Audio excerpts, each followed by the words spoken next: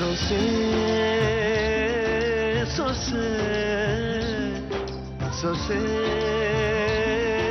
ಸೊಸೆ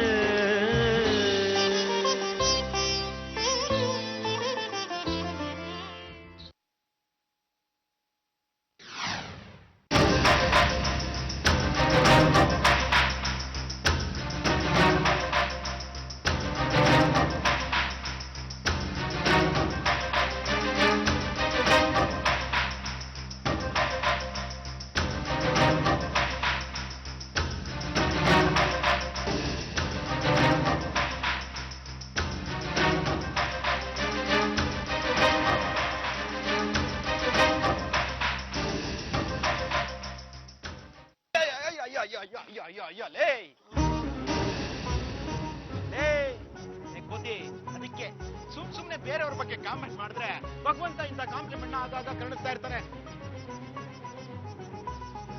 ಮುಂದಾದ್ರೂ ಹುಷಾರಾಗಿರೋ. ಮಾರುತಿ ನೋಡ್ಕೊಂಡ್ ಕೆಲಸ ಮಾಡೋದಲ್ವೇನೋ ನೋಡಲ್ಲಿ. ಗಗರಿ ಗಗರಿ ಸನಿ ಗರಿ ಗಗರಿ ಸರಿ ಗಗರಿ ರಿ ಮಮ ಗಗ ದದ ಮಮ ನಿ ನಿ ದದ ಮದನಿ ಮದನಿ ಮನಿ ದ ಮಗ ಮದನಿ ಸ ರಿ ರಿ ರಿ ಶಾರದಾ ವಸುದನ್ ಕರ್ದ್ಯಾ? ಅಕ್ಕ ಅವ್ರೇನೋ ಹೇಳಿದ್ರು, ಇವ್ರನ್ನ ಕರ್ಕೊಂಡ್ ಬರೋಕೆ ಇಷ್ಟೊತ್ತಾಯ್ತು. ರೆಡಿ ಆಗೋದ್ರಲ್ಲಿ ಅಮ್ಮ ಮಗಳು ಸ್ವಲ್ಪ ತಡಾನೆ. ನನ್ ಮಗಳನ್ನ ರೆಡಿ ಮಾಡ್ಕೊಂಡು ಕರ್ಕೊಂಡ್ ಬರೋಕೆ ಇಷ್ಟೊತ್ತಾಯ್ತು. ಬಂಗಾರದಂತ ಮಗಳಿಗೆ ಬಂಗಾರ ಸಿಗುತ್ತೆ ಬಾ ಅಂದ್ರು ತಡ ಮಾಡುತ್ತೆ ನನ್ ಕದ. ಹಾಗಾದ್ರೆ ನಿಮ್ ಮಗಳಿಗೆ ಬಂಗಾರದ ಮೇಲೆ ಆಸೆ ಇಲ್ಲ ಅಂತಾಯ್ತು. ಸಂಸಾರದಲ್ಲಿ ಯಾರಿಗಾದ್ರೂ ಒಬ್ರಿಗೆ ಇದ್ರಾಯ್ತಲ್ಲ ಅಲ್ವಾ? ಯಾಕೋ ಬೆಳಗ್ಗೆ ಬಿದ್ದಿದ್ ಸಾಲ್ದ ಇರು. ಅದ್ಕೆ ಈಗ ಇವಳನ್ನ ಇಲ್ಲಿ ಕರ್ಸಿದ್ಯಾಕೆ? ನಮ್ಮನೆ ಸಂಪ್ರದಾಯನ ಆಚರಿಸೋಕೆ. ಕೀರ್ತಿ ಕೂತಂದ್ಯಮ್ಮ.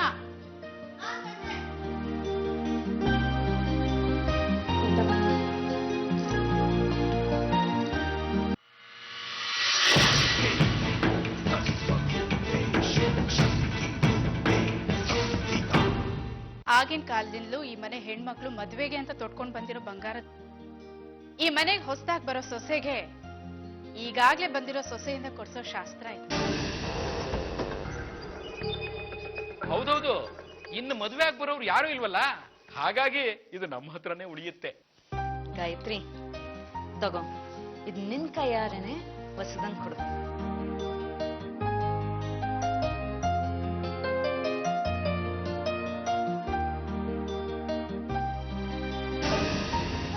ಅಂತೂ ನನ್ನ ಹೆಸರು ಕರೆದಾಗ್ಲೆಲ್ಲ ನೀನ್ ಕೈ ಚಾಚ್ತೀಯ. ಕೆಟ್ಟದ್ ಮಾಡೋ ಕೈಗಳಿಂದ ಶುಭ ಕೋರ್ತಿರೋ ಈ ಮನೇನ ಹಾಳ್ ಮಾಡೋ ಬುದ್ಧಿ ಬಿಡು ಅಂಜಲಿ. ಹೊಸದ ಹುಷಾರಾಗಿ ನೋಡ್ಕೋ, ಇದನ್ನ ತುಂಬಾ ಬೆಲೆ ಬಾಳಕ್ಕೆ ಹೇಳ್ದು. ಮೂವಕ್ಕ ಆ ಕಾಲದ ಬಂಗಾರ, ಇಂಥ ಬಂಗಾರ ಈಗ ಬ್ಯಾಟ್ರಿ ಹಾಕೊಂಡು ಹುಡುಕಿದ್ರು ಸಿಗೋದಿಲ್ಲ. ನಿಜ, ಇದಕ್ ಬೆಲೆ ಕಟ್ಟೋಕ್ಕಾಗಲ್ಲ. ಯಾಕೆಂದ್ರೆ ಇದು ಈ ಮನೆ ಸಂಪ್ರದಾಯ. ಇದು ಕೇವಲ ಬಂಗಾರ ಅನ್ನೋದಕ್ಕಿಂತಲೂ ಬಂಗಾರದಂತ ಮನಸ್ಸುಗಳು ಕಾಪಾಡ್ಕೊಂಡು ಬಂದಿರೋಂತ ಬಂಗಾರ ಇದು. ಅಕ್ಕಂದ್ರ ಆದ್ರೆ ಈ ಡಿಸೈನ್ ಎಲ್ಲ ಸ್ವಲ್ಪ ಹಳೆ ಕಾಲದ್ದು. ಇದನ್ನೆಲ್ಲ ಮುರಿಸಿ ಹೊಸ ಡಿಸೈನ್ ಮಾಡ್ಸಿದ್ರೆ ಹೇಗಿರುತ್ತೆ? ಈ ಮನೆನೇ ಮುರಿದಾಗಿರತ್ತೆ. ವಸುದ ಅತ್ತೆರ್ ಕಾಲ್ ಮುಟ್ಟಿ ನಮಸ್ಕಾರ ಮಾಡ್ಕೊ. ಎರಡೂ ಕಣ್ಣು ಹೊತ್ಕೋ. ಈ ಬಂಗಾರನ ರಾಘವನಷ್ಟೇ ಹುಷಾರಾಗಿ ನೋಡ್ಕೋ.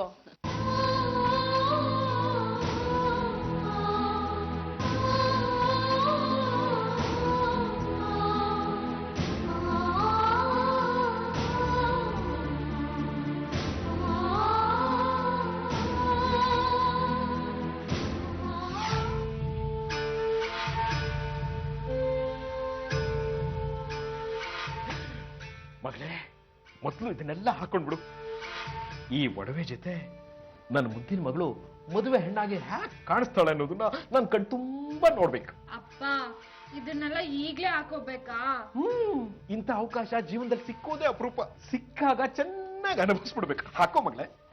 ಸರಿ, ನೀನ್ ಹೋಗು, ನಾನು ಹಾಕೊಂಬಂದ್ ತೋರಿಸ್ತೀನಿ. ಅಲ್ಲ ಮಗಳೇ, ನಿನ್ ಸಹಾಯಕ್ಕೆ ನಾನು ಇರ್ತೀನಿ. ಅಯ್ಯೋ ಬೇಡಪ್ಪ, ನನ್ ಸಹಾಯಕ್ಕೆ ಅಮ್ಮನ್ ಕರಿತೀನಿ. ಮಗಳೇ, ವೈಗೆ ಇದ್ರಲ್ಲೆಲ್ಲ ಆಸಕ್ತಿ ಇಲ್ಲ. ನಾನ್ ಗಾಯತ್ರಿನ ಕಳಿಸ್ಲಾ? ಅಯ್ಯೋ ಬೇಡ ನೀನ್ ಹೋಗಪ್ಪ, ನಾನು ಹೇಗೋ ಮ್ಯಾನೇಜ್ ಮಾಡ್ಕೊಂಡು. ಅಲ್ಲ ಇದು ಅಯ್ಯೋ ಹೋಗಪ್ಪ ನೀನು, ಹೋಗಿ ನಾನು ಹೇಗೋ ಮ್ಯಾನೇಜ್ ಹೋಗಿ. ಏನ್ ಮಗಳೇ, ನಮ್ಮಪ್ಪ ಈ ಒಡವೆನೆಲ್ಲ ಹಾಕೋ, ಮದ್ವೆ ಹೆಣ್ಣಾಗಿ ಹೇಗ್ ಕಾಣಿಸ್ತೀಯ ನೋಡ್ಬೇಕು ಅಂತ ಹೇಳಿದ್ರು. ಆದ್ರೆ ಇದು ಹೇಗ್ ಹಾಕೊಬೇಕು ಅಂತಾನೆ ಗೊತ್ತಾಗ್ತಿಲ್ಲ. ಅಷ್ಟೇ ತಾನೆ, ನಾ ಹಾಕ್ತೀನಿ ತಡಿ. ಈ ಮನೆಯವರು ಮಾತೆತ್ತಿದ್ರೆ ಸಾಕು, ಆ ಸಂಪ್ರದಾಯ ಈ ಸಂಪ್ರದಾಯ, ತಲೆಮಾರು ಹುಷಾರು ಅಂತ ಎಲ್ಲ ಹೇಳಿ ತಲೆ ತಿಂತಾಕ್ಬಿಡ್ತಾರೆ.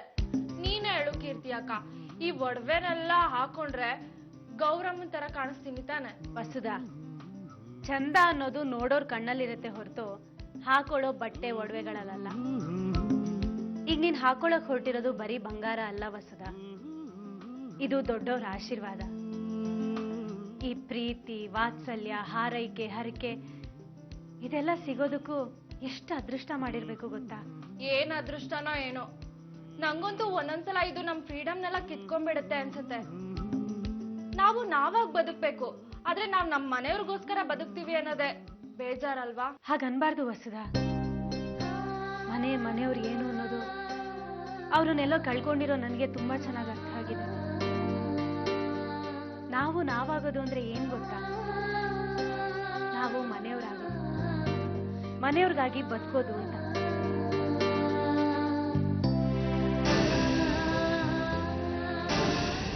ಅಯ್ಯಯ್ಯೋ ಮುರ್ದೋಯ್ತು. ವಸುದಾ, ಜೋಪಾನವಾಗಿ ಇಟ್ಕೋಬೇಕು ತಾನೆ? ಎಲ್ಲ ಆಯ್ತಾ ಮಗಳೇ? ರೆಡಿನಾ?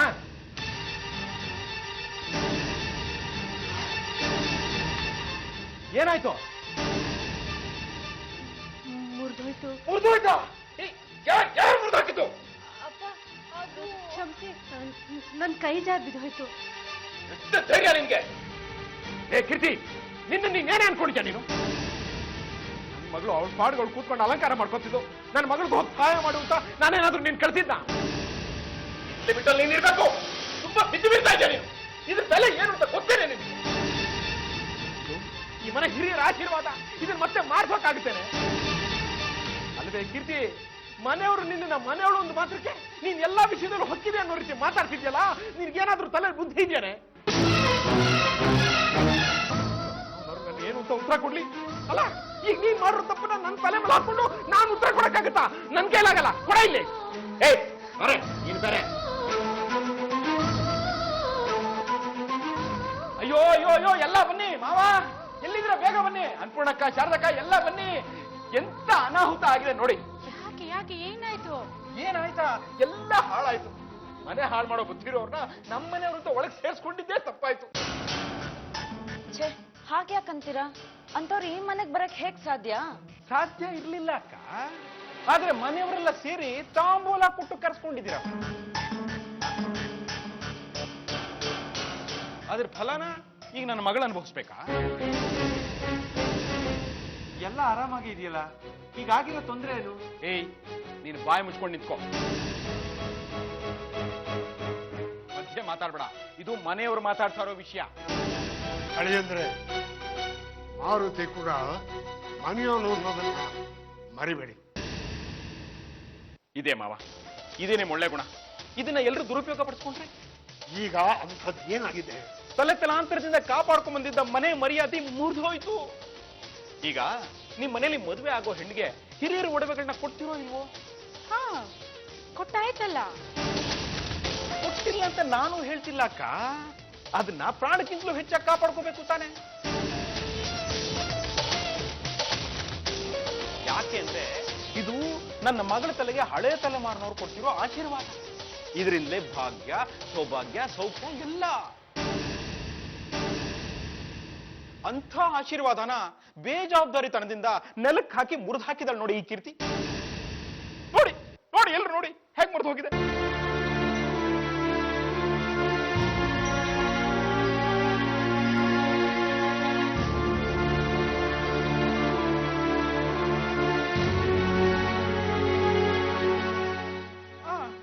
ಇದನ್ನ ಬೇರೆ ಮಾಡ್ಸೋಕ್ಕಾಗತ್ತಾ? ಒಂದ್ ವೇಳೆ ಮಾಡಿಸಿದ್ರು ಹಳೇದು ಅಂತ ಅನ್ಸ್ಕೊಳುತ್ತಾ? ದೇವ್ರ ಪೀಠದಲ್ಲಿಟ್ಟು ಪೂಜೆ ಮಾಡಿಕೊಟ್ಟು ಈ ಲಕ್ಷಣಕ್ಕೆ ಎಂಥ ಅವಲಕ್ಷಣ ಮಾಡಿದಾಳೆ ಕೀರ್ತಿ ನೋಡಿ. ಕೀರ್ತಿ, ಯಾಕಮ್ಮ ಏನಾಯ್ತು?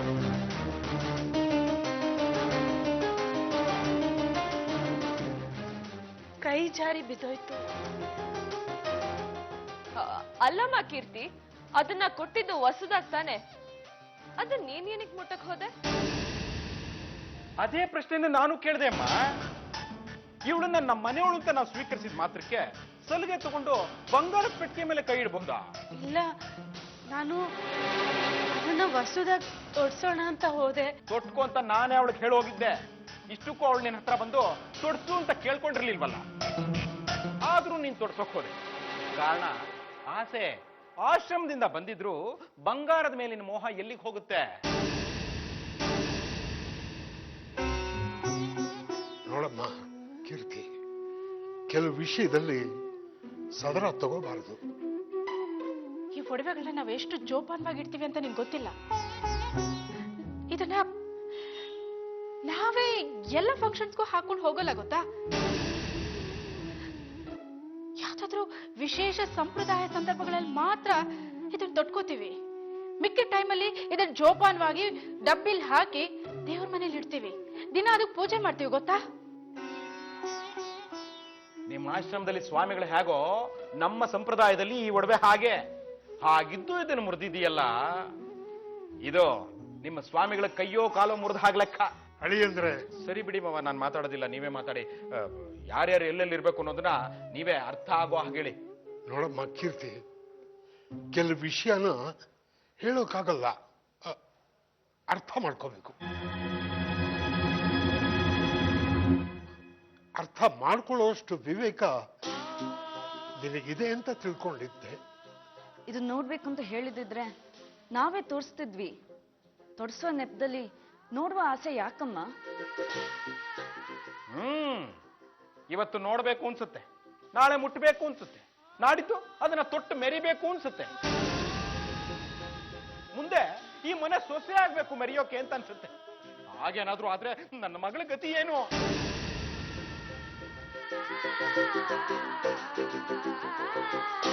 ನಾಟ್ ಬ್ಯಾಡ್ ಬಾಲು, ಲಿಂಕ್ ಚೆನ್ನಾಗೇ ಕೊಡ್ತೀಯ. ಹೇಳಿ ಮಾವ, ಸೂಕ್ಷ್ಮದಲ್ಲಿ ಮೋಕ್ಷ ಅಂತಾರೆ. ಇಂಥ ಮೋಕ್ಷ ಸಿಗುತ್ತೆ ಅನ್ನೋ ಮುನ್ಸೂಚನೆ ಸಿಕ್ಕಾಗ ಸೂಕ್ಷ್ಮದಲ್ಲೇ ಸರಿಸೋದು ಉತ್ತಮ ಅಲ್ವೇ? ದಯವಿಟ್ಟು ನನ್ನನ್ನು ಕ್ಷಮಿಸ್ಬಿಡಿ. ತಿಳಿದೆ ತಪ್ಪು ಮಾಡ್ಬಿಟ್ಟೆ. ಇನ್ ಕ್ಷಮೆ ಕೇಳ್ಬಿಟ್ರೆ ಮುರಿದು ಹೋಗಿರೋ ಒಡವೆ ಮತ್ತೆ ಮೊದಲಿನ ತರ ಸೇರ್ಕೊಂಡ್ ಬಿಡುತ್ತಾ? ವರವಾಗಿ ನನ್ನ ಮಗಳ ಕೈಗೆ ಬಂತು, ಈಗ ಅದೇ ಶಾಪವಾಗ್ಬಿಡುತ್ತೋ ಏನೋ.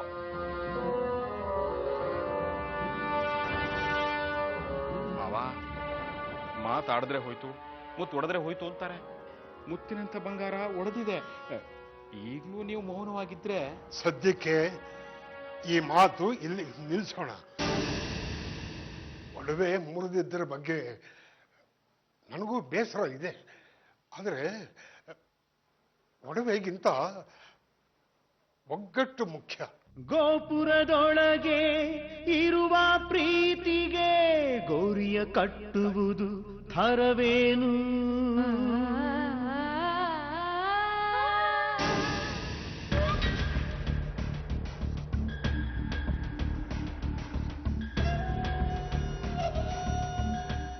ಒಗ್ಗಟ್ಟು ಒಗ್ಗಟ್ಟು ಅಂತ ಸಾಯ್ತಿರೋ ಈ ಮುದ್ಕನ ಈ ಮನೆಯವರೆಲ್ಲ ಒಗ್ಗಟ್ಟಾಗಿ ಕತ್ ಹಿಡಿದು ಆಚೆ ನೂಕ್ಬೇಕು.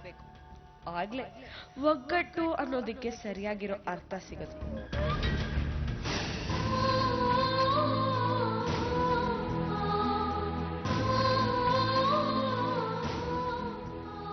ಬೇರೆಯವ್ರ ತಪ್ಪನ್ನ ನಮ್ದು ಅಂತ ಅನ್ಕೊಂಡ್ಮೇಲೆ ಆ ತಪ್ಪಿಗೆ ಸಲ್ಬೇಕಾದ ಶಿಕ್ಷೆನು ನಾನೇ ಅನುಭವಿಸ್ಬೇಕಾಗತ್ತೆ.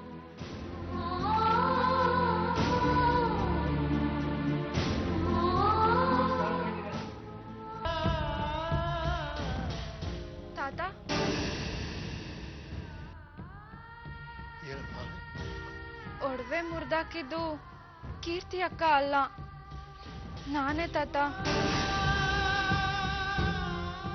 ಕೀರ್ತಿ ಅಕ್ಕಂಗೆ ನೀವೆಲ್ಲರೂ ಬೈಯುವಾಗ ನಾನ್ ನಿಜ ಹೇಳಿದ್ರೆ ಅಪ್ಪ ನನ್ಗೆಲ್ ಬೈತಾರೋ ಅಂತ ನಾನ್ ಸುಮ್ನೆ ಇದ್ಬಿಟ್ಟೆ.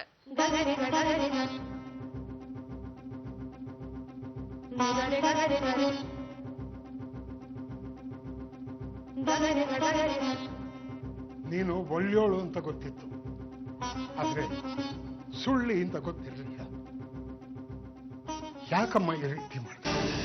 ಅವಳು ಮಾಡಿದ ತಪ್ಪನ್ನ ನಿನ್ ತಲೆ ಮೇಲೆ ಹಾಕೊಂಡು ಯಾಕೆ ಬಯಸ್ಕೊಂಡೆ? ಕೀರ್ತಿ, ತಪ್ಪಾಗಿರೋದು ನಮ್ಮಿಂದ, ನಿನ್ನಿಂದ ಅಲ್ಲಮ್ಮ. ಕ್ಷಮೆ ಕೇಳಬೇಕಾಗಿರೋದು ನಾವು. ಅಯ್ಯಯ್ಯೋ, ದಯವಿಟ್ಟು ಅಂತ ಮಾತು ಹೇಳ್ಬೇಡಿ. ನನಗ್ ಬೈದ ಹಾಗೆ ವಸುದಾಗಿ ಏನಾದ್ರೂ ಬೈದಿದ್ರೆ ಅವಳು ಎಷ್ಟು ಬೇಜಾರು ಮಾಡ್ಕೊಂಡಿರೋಳು. ಮದ್ವೆ ಆಗ್ತಿರೋ ಹುಡುಗಿ ನೊಂದ್ಕೊಂಡ್ರೆ ಏನ್ ಚೆನ್ನಾಗಿರುತ್ತೆ ಹೇಳಿ. ನಾನು ಹೊರಗಿನವಳು, ಅಂದಿದ್ದನ್ನ ಮರೆಯೋಷ್ಟು ಜೀವನ ನೋಡಿರೋಳು. ಆದ್ರೆ ವಸುದಾ ಅವಳಿನ್ನೂ ಚಿಕ್ಕವಳು. ಮುರಿದಿರೋ ಒಡವೆ ಸೇರಿಸ್ಬೋದು, ಆದ್ರೆ ಅವಳ ಮನ್ಸು ಒಡೆದು ಹೋದ್ರೆ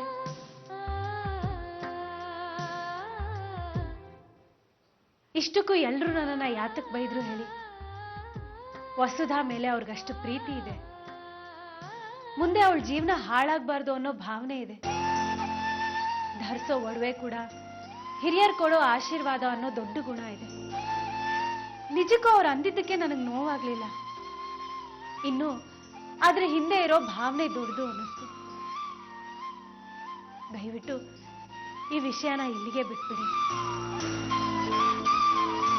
ಕೀರ್ತಿ, ನೀನು ನನಗಿಂತ ಚಿಕ್ಕವಳು, ಆದರೆ ಒಳ್ಳೆತನದಲ್ಲಿ ಈ ಮನೆಯವರು ಎಲ್ಲರಿಗಿಂತ ದೊಡ್ಡವಳು. ನೀನು ಈ ಮನೆಗೆ ಸೊಸೆಯಾಗಿ ಬರಬೇಕಾಗಿತ್ತು. ನಿಮ್ಮ ಆಶೀರ್ವಾದ ನನ್ನ ಮೇಲೆ ಸದಾ ಇರಬೇಕು ಮಾವ. ಆಗ್ಲೇ ಮೇಲಿರೋ ನನ್ನ ತಾಯಿ ಆತ್ಮಕ್ಕೆ ಶಾಂತಿ ಸಿಗುತ್ತೆ.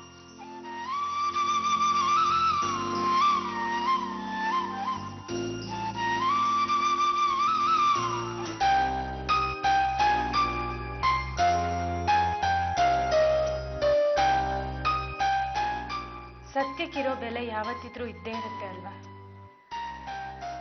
ಆದ್ರೆ ಸತ್ಯ ಏನು ಅನ್ನೋದು ಗೊತ್ತಾಗ್ಬೇಕಷ್ಟೆ. ಆದ್ರೂ ಈ ಮನೆ ಹಿರಿಯರು ಬಂದು ನನ್ನ ಹತ್ರ ಕ್ಷಮೆ ಕೇಳಬಾರ್ದಿತ್ತು.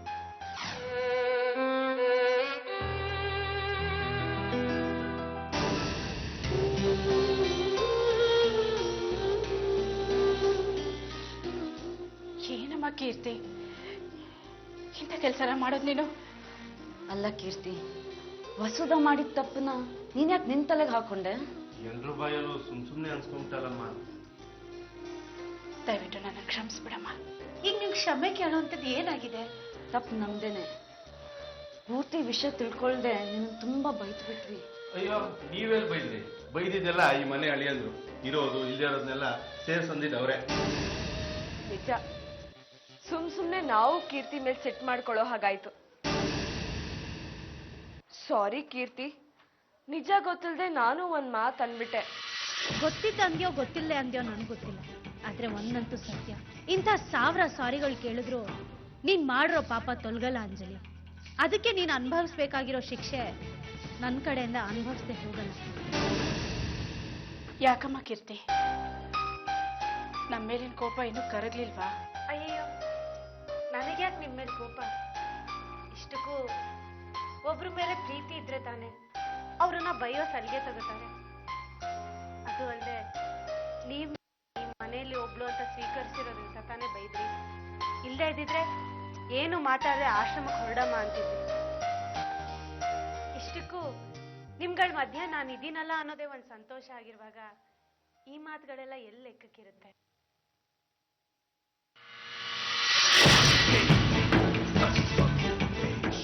ಜೀವನ ಅನ್ನೋದು ಎಲ್ಲಾ ಲೆಕ್ಕಾಚಾರಗಳಿಗೂ ಮೀರಿದ್ದು ಅಲ್ವಾ ಗಾಯತ್ರಿ? ಮೀರೋ ಲೆಕ್ಕಾಚಾರ ಅಲ್ಲ, ಮುಗಿಸೋ ಲೆಕ್ಕಾಚಾರ.